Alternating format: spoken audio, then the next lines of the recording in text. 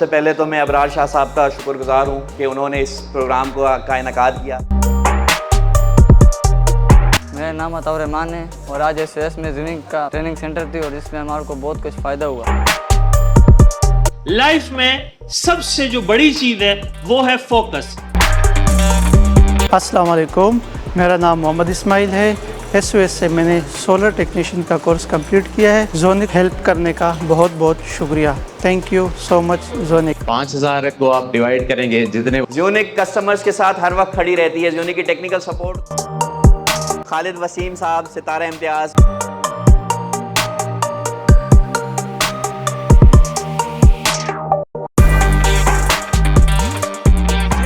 अब खुल के